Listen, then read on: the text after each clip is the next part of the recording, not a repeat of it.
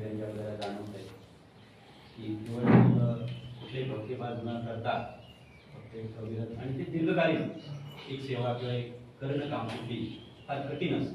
नाही तर आपण बऱ्याच बघतोच अवस्था 1-2 वर्ष चालत आहे पुन्हा त्या हे होते.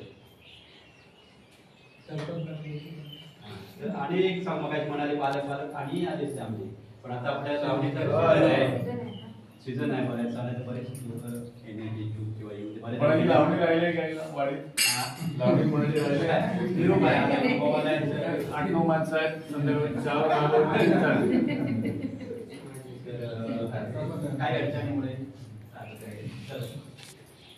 मॅडमने शुभेच्छा पालकांनी बोलावून त्या मॅडम मध्ये आलेल्या पुण्य द्यायला गेले होते तिकडे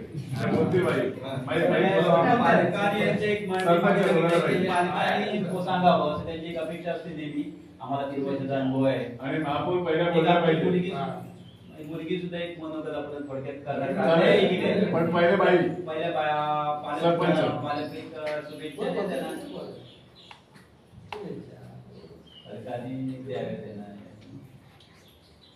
बोला उभ्या राहिल्याशिवाय तू बोलायला होणार नाही. उभा ना आम्ही थांबतो 10 मिनिटं. शाबास.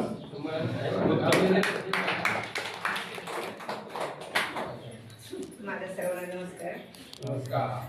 लांजा राधाकृष्ण या म्हणजे त्यांचं शैक्षणिक वाटप म्हणून म्हणजे गेल्या वर्षी पण मी आता येते त्यांच्या कार्यक्रमाला पण मुलांसाठी ते करतायत ते खरोखरच मोलाचं आहे.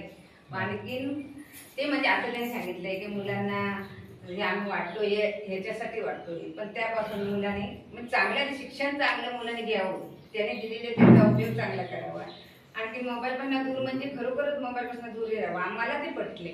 मी पण मुलांना सांगतो की मोबाईल पासून दूर राहावं.